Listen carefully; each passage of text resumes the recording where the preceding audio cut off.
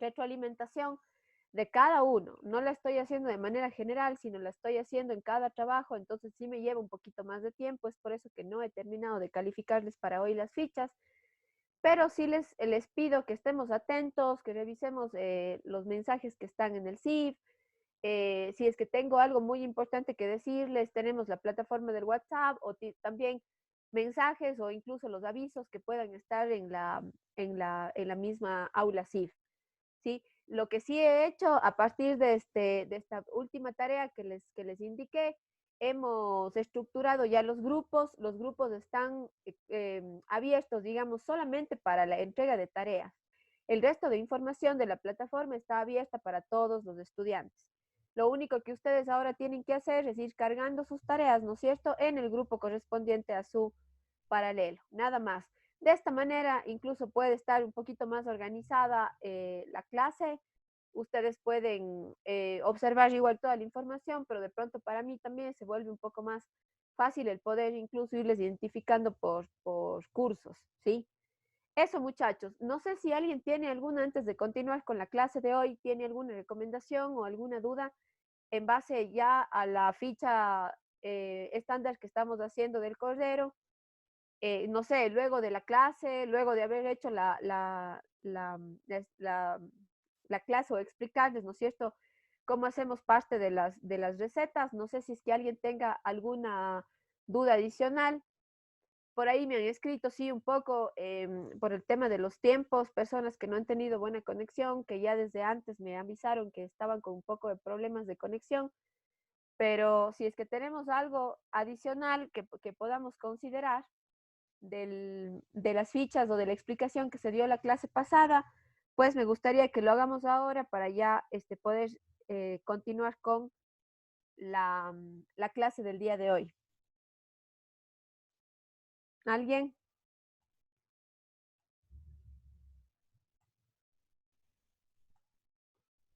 No, profe. ¿No? ¿Está todo bien? Sí, profe, yo tengo una pregunta. Claro.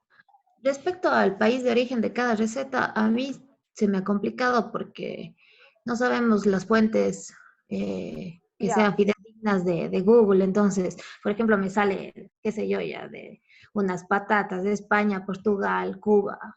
Entonces, no sé qué poner en la... Miren, yo por eso en realidad obviamente es una información importante que ustedes tienen que colocar cuando trabajemos estas fichas estándar. Si es que ustedes se ponen a considerar este momento, las recetas que nosotros estamos haciendo, no todas tienen un origen, digamos, de un país específico. Las guarniciones, sobre todo, son guarniciones al azar que se hacen o guarniciones, digamos, que podríamos decir de interpretación o de invención, ¿ya? O sea, ¿qué quiero decir con esto? Que habrán específicamente algunas recetas, Angie, que sí tengamos que analizar de pronto el país de origen, ¿ya? Este momento, como es Cocina 2 y nos estamos centrando básicamente en las técnicas, si tú no colocas el país de origen, no hay problema.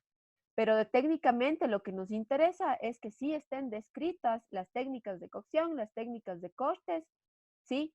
Y que, bueno, la información que yo les doy de las cantidades, que también es súper importante en una ficha estándar, porque de eso va a depender, ¿no es cierto?, que yo tenga la misma terminación, podríamos decir, o que todos los grupos trabajen la receta, ¿no es cierto?, y que tengan el mismo resultado final.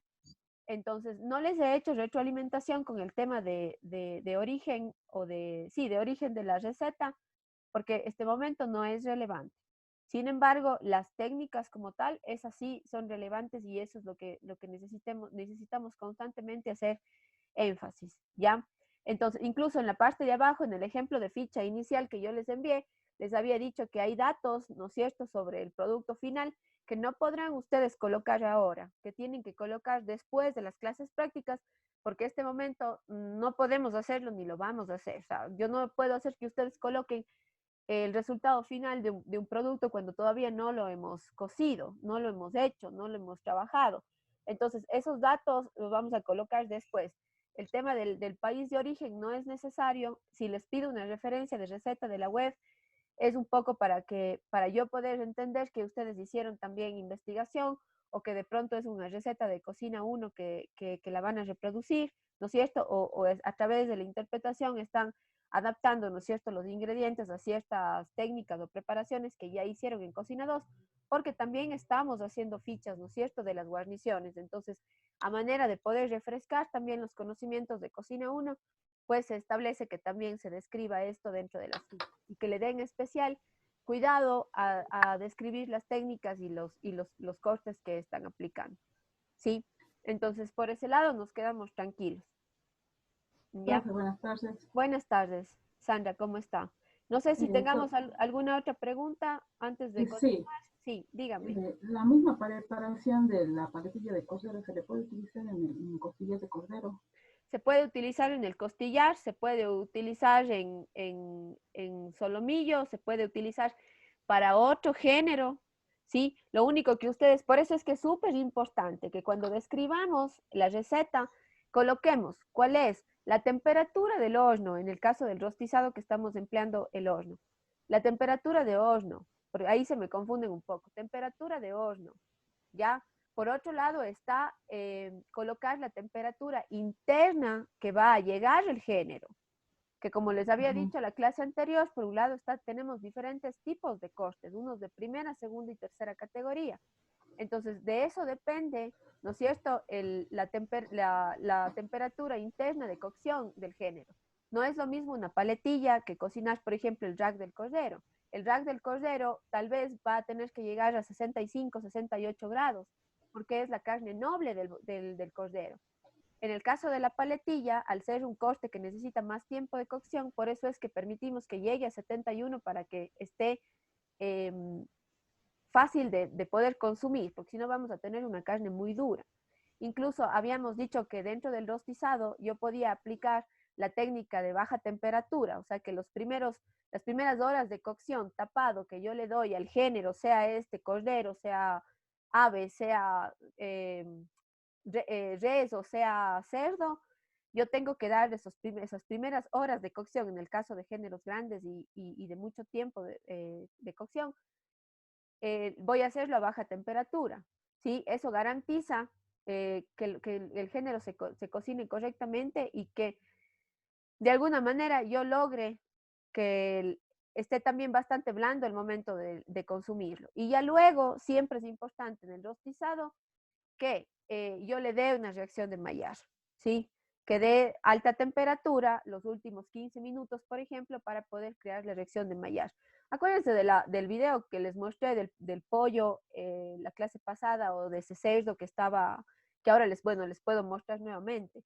Acuérdense y veamos las características que de alguna manera tienen, ya que les voy a mostrar en este momento.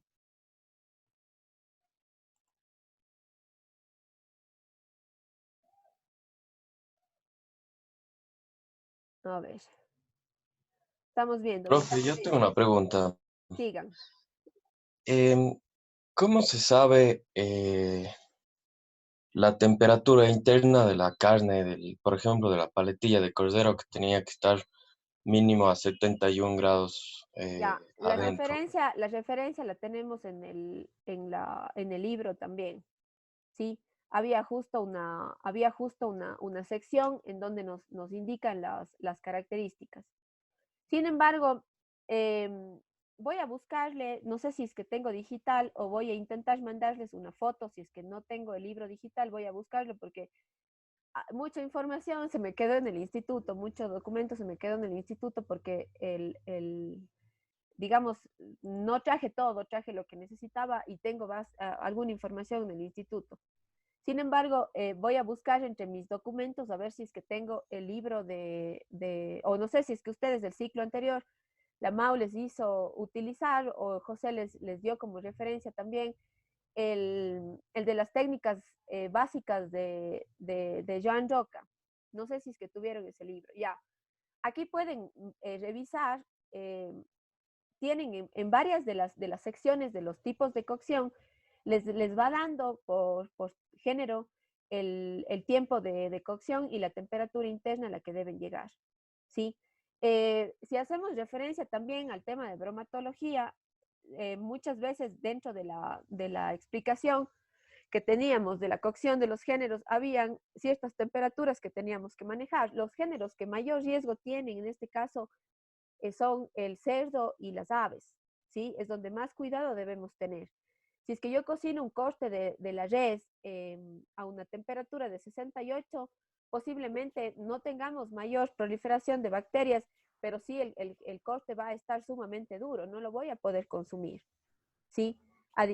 Por ejemplo, si es que ustedes hacemos referencia un poco a las temperaturas internas de cocción, el lomo fino de la res es el único, ese y el lomo falda son los únicos cortes de la res que yo puedo trabajarles a término, que yo puedo incluso hacer un carpaccio a la carne completamente cruda pero desnaturalizada. Puedo hacer, por ejemplo, un lomo poco hecho que tenga 55 grados de temperatura interna, ¿sí? Un pescado lo puedo consumir así mismo con proceso de desnaturalización, que quiere decir que no necesariamente tengo que cocinarlo, pero sí puedo darle un tratamiento para cambiar la estructura de la proteína, que en este caso es la desnaturalización. ¿Cómo lo hago?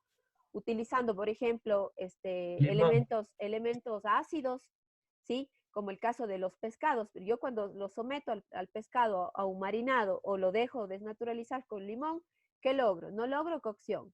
¿Logro qué Ah, cosa? Que cambie la estructura de la proteína y sea mucho más digerible y que además sea un producto que esté seguro para el consumo, ¿sí? Pero hay géneros como por ejemplo las aves, el cerdo y los pescados que yo necesito tener un poco más de cuidado por el tema de la cocción, ¿sí? Habrán otros géneros que no necesariamente sea por la proliferación de bacterias que yo tenga que darle más de 71 grados, sino es para que la carne esté blanda y que pueda digerirse. Es más por eso. Ya queda contestado. ¿Quién me hizo la pregunta? Yo, profe. Sí. Andrés.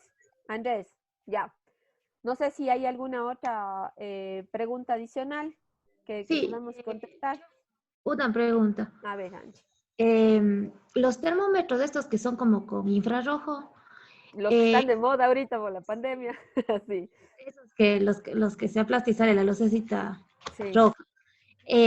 O sea, ya le aplastamos, digamos, y mide la temperatura de la carne. ¿Es real esa temperatura? O Sí, sea, es... normalmente los termómetros infrarrojos son los que mayor seguridad en cuanto a temperatura interna nos dan. Porque a veces los análogos, estos termómetros que tienen aguja o incluso los digitales que son, pero los pequeñitos que ustedes usan, tardan un poco en llegar a la temperatura, pero es porque no les calibramos. Si es que tenemos estos termómetros en casa y queremos hacer prueba de temperatura interna, lo primero que tienen que hacer con estos termómetros es colocarles dentro de un vaso con hielos y agua o directamente sí, esos son los digitales, pero que son los infrarrojos. Estos termómetros análogos que les digo, es importante antes de poder tomar la temperatura interna que ustedes lo calibren. ¿Cómo voy a calibrar? ¿Cojo un vaso con hielo o cojo simplemente el agua fría del chorro del grifo? Y no sé si se han fijado que en el termómetro tenemos siempre como un puntito en la mitad del termómetro. Eso es, hasta ahí es donde tiene que introducirse el termómetro dentro del agua o tiene que introducirse dentro del grifo, del chorro de agua del grifo para que vayan bajando la temperatura.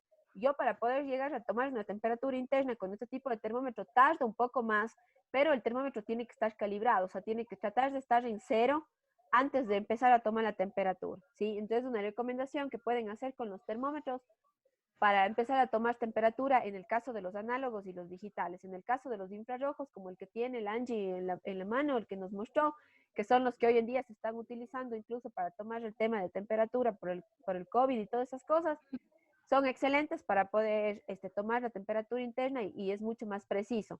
Sin embargo, uno de los problemas que tenemos con esos termómetros es que son mucho más caros en el mercado. Si un termómetro análogo te cuesta 7, 8 dólares, estos termómetros de aquí te pueden llegar a costar hasta 30 dólares. O sea, estamos hablando de un costo mucho, como 3 o 4 veces más el precio de un termómetro digital o análogo. ¿Sí?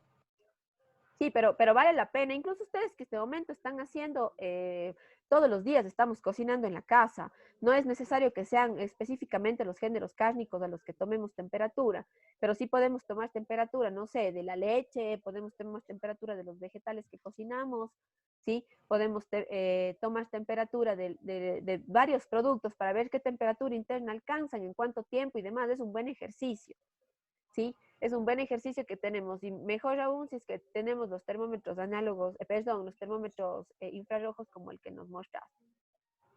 ¿Ya? Ya, chef, gracias. ¿Algo más? ¿No?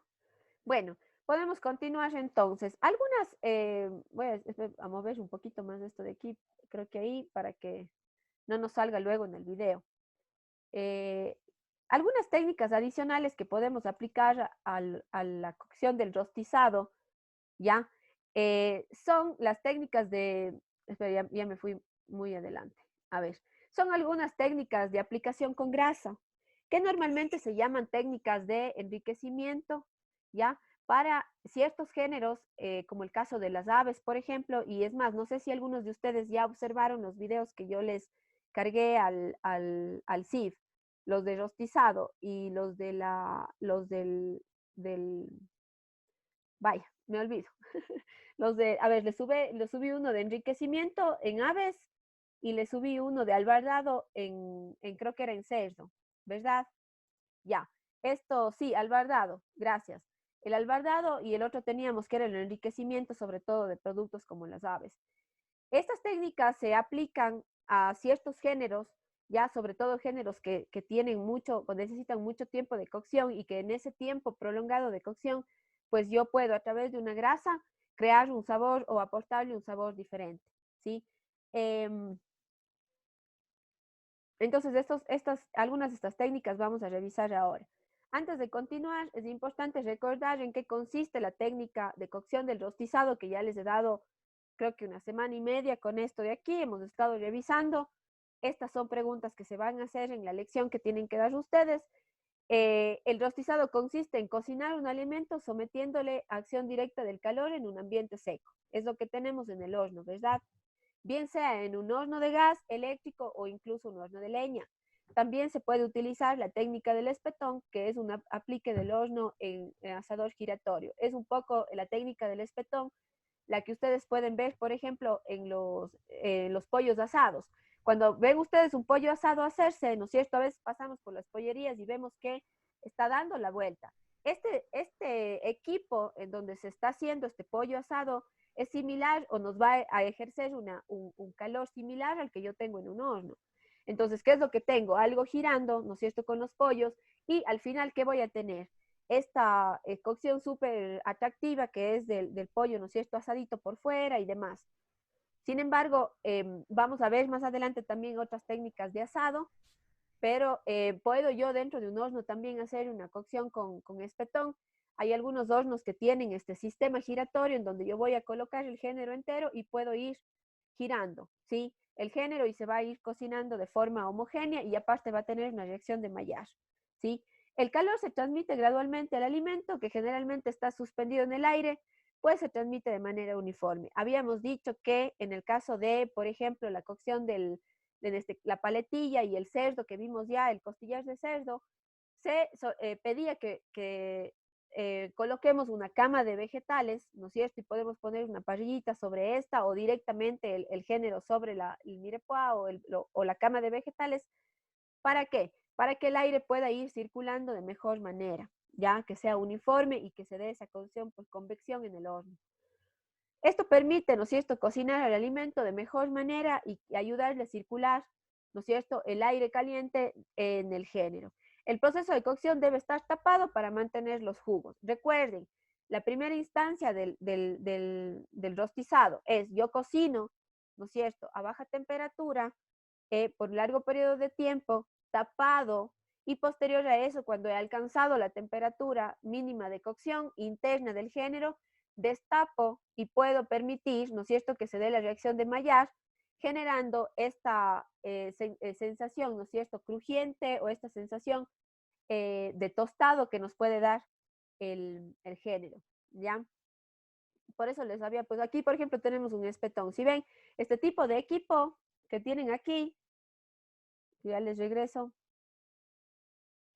ya, este tipo de equipo que tienen aquí, por ejemplo, si ven, hay algunos hornos que tienen este sistema y que podemos utilizarlo también dentro del horno. Lo que hace es permitir que vaya girando, ¿no es cierto?, el alimento, y de esta manera ya estamos creando esta convección en el horno, estamos creando que se cocine de forma homogénea, porque estamos ayudándole con este sistema giratorio, ¿no es cierto? Entonces, súper importante también reconocer este tipo de cocción con espetón que se puede hacer en el horno, ¿ya?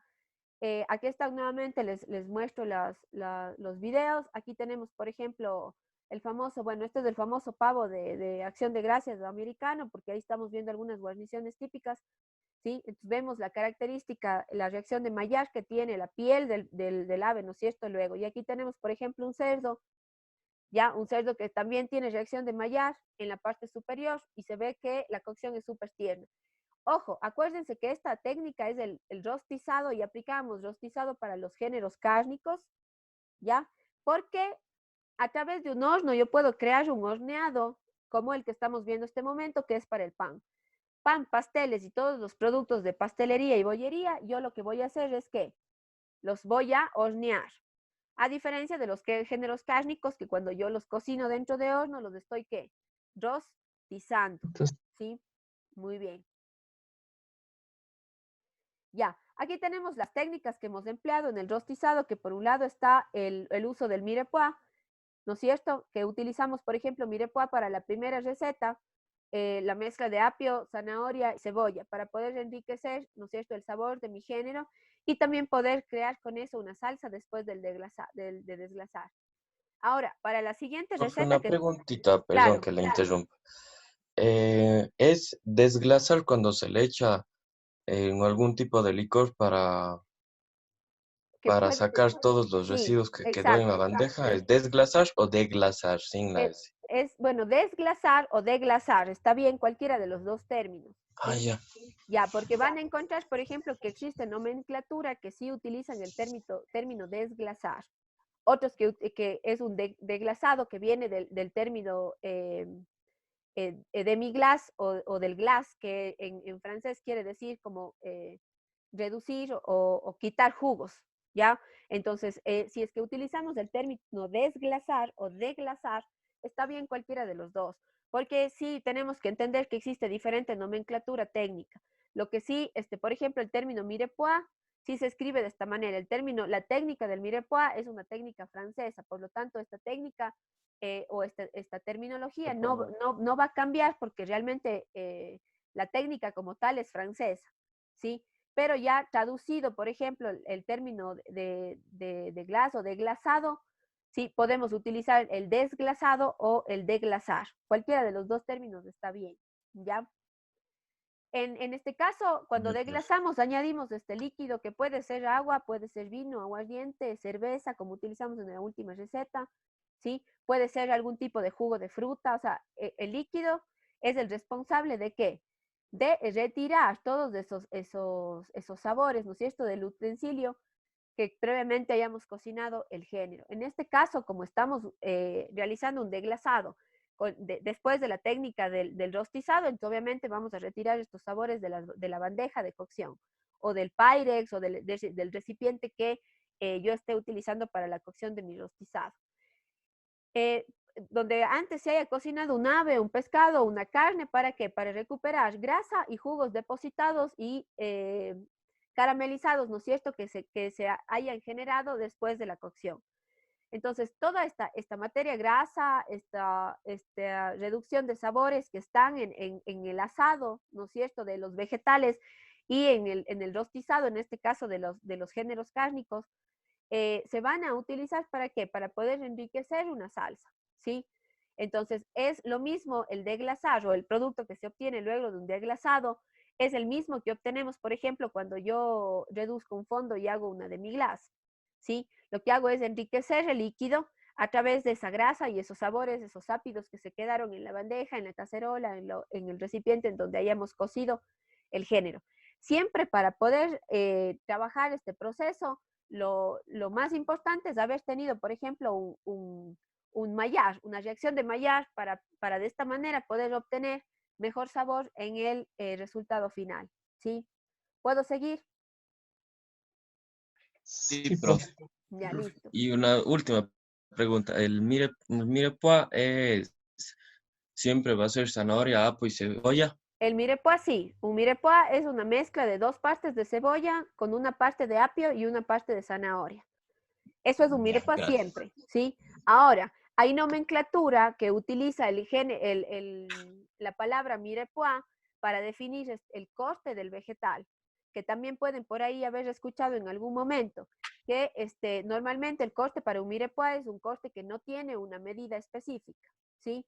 Cuando yo tengo, por ejemplo, que cortar algún tipo de vegetal, sin un diámetro o una técnica específica, es simplemente cortado al azar, yo puedo utilizar la técnica de corte que es la llamada mirepoix.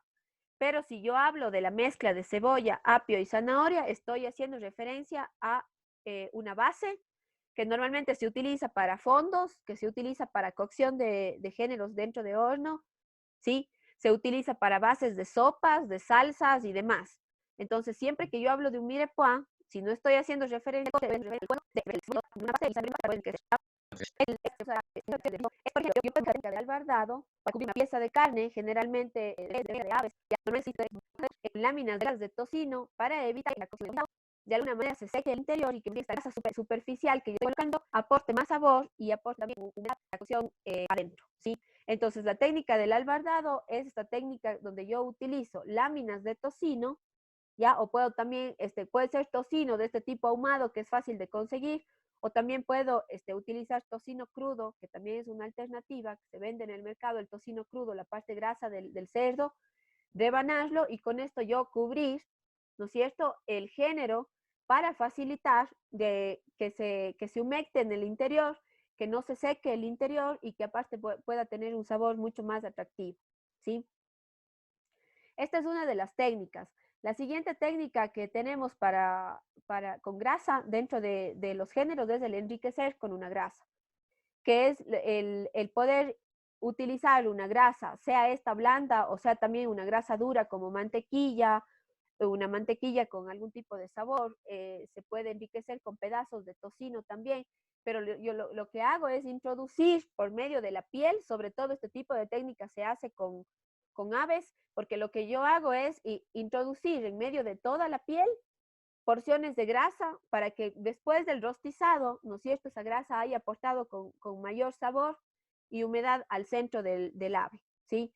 Entonces, esta es otra técnica que generalmente se hace con aves, utilizar propia grasa o aportar mucho más sabor en la cocción, ¿ya? Y finalmente la otra técnica que vamos a utilizar y que también se puede utilizar en otro tipo de cocción donde vaya a tener también Maillard, es la técnica de las mantequillas compuestas. Para confeccionar estas mantequillas, lo que hacemos es partir de una mantequilla pura. Recuerden que la mantequilla habíamos dicho que es un producto de origen animal, que debemos convertir en una pasta o la famosa técnica de la mantequilla pomada, que la mantequilla pomada no es más que ablandar la mantequilla para que esté mucho más suave el momento de realizar una mezcla, o normalmente se hacen mantequillas pomadas para trabajos en pastelería, cuando yo voy a hacer trabajo en pastelería. Sin embargo, para yo poder hacer una mantequilla compuesta, que es lo que nos interesa en este momento, ¿no es cierto?, como técnica, es que yo debo ablandar esta mantequilla o pomar la mantequilla, que es el término que se utiliza, y que luego de esto lo que yo hago es incorporar ingredientes que me van a otorgar sabor y aroma característicos, ¿sí?, eh, a las mantequillas. Aquí tenemos, por ejemplo, en la siguiente diapo aquí, tenemos, si ven, las láminas de tocino que es con las que se tiene que cubrir, y es así como queda la estructura de la carne cuando yo la cubro con el tocino. Más o menos es esta estructura la que se debe lograr, ¿ya? Y posterior a eso, obviamente cuando yo hago un albardado, es súper importante que posterior a la cocción del género, a través del rostizado, yo le dé reacción de Maillard. Es súper importante cuando yo utilizo esta técnica de aplicación de grasa en un rostizado, es súper importante que posterior tenga la reacción de Maillard, porque el tocino es un género que tiene mucha grasa y que si no le damos reacción de Maillard, lo lo que puede suceder es que no sea tan atractivo al gusto, ¿sí? Entonces siempre es importante que podamos darle reacción de Maillard a este tipo de técnica. Bien, acá tenemos, por ejemplo, una fotografía de unas mantequillas compuestas. Son mantequillas que han sido ablandadas y han sido pomadas y que se les incorpora elementos saborizantes para que estos puedan ser utilizados posterior. ¿Cómo se utilizan las mantequillas compuestas? Se van a utilizar luego de que el género ha salido de el horno. Después del rostizado, una vez que yo vaya a servir, cuando el género está caliente, ¿sí? Yo coloco estas mantequillas para que se fundan, ¿sí? Al final. Normalmente yo logro esta mantequilla compuesta pomando la mantequilla, ¿no es cierto? Ablandando la mantequilla, coloco mis elementos para saborizar y luego lo que voy a hacer es darle frío, voy a colocar en refrigeradora o en congelador para poder lograr la forma que yo desee. Normalmente este tipo de mantequillas pueden agregarles incluso en moldes individuales, tipo estos moldes que hacen chocolatería. Pueden colocar aquí la mantequilla saborizada y luego de que ustedes tengan el género caliente que ha salido del horno luego de rostizarse, colocan una pequeña porción de esta mantequilla y con eso tienen un enriquecimiento también, ¿no es cierto? Gracias a la grasa, de sabor sobre el género que ya ha sido rostizado, ¿ya? Entonces, estas tres técnicas... Sigan, díganme nomás.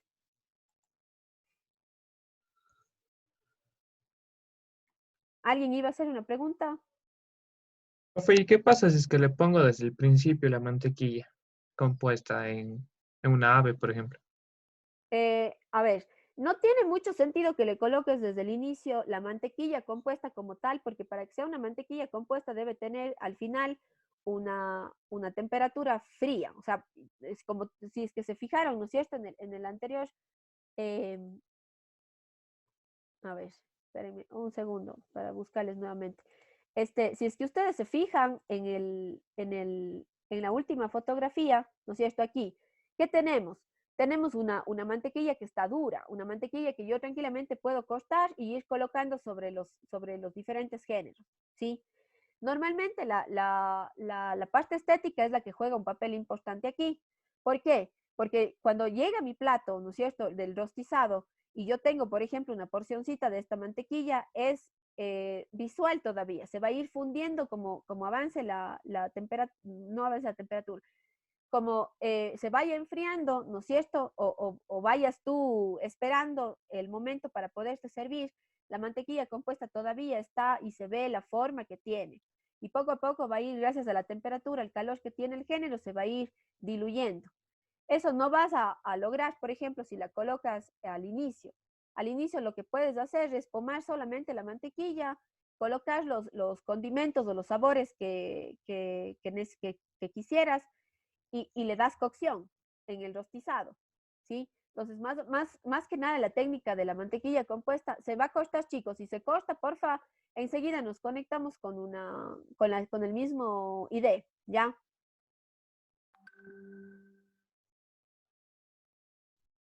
Entonces, profe. sí, entonces no sería aconsejable manejar una mantequilla compuesta antes porque la acción o esta sensación que tienes de ver el pedacito de mantequilla ahí, como el que estamos viendo este momento, eh, es también algo visual, es también algo que atrae, es algo que va de pronto a aumentar el gusto o el apetito por comerse ese pedazo de carne luego de la cocción del rostizado.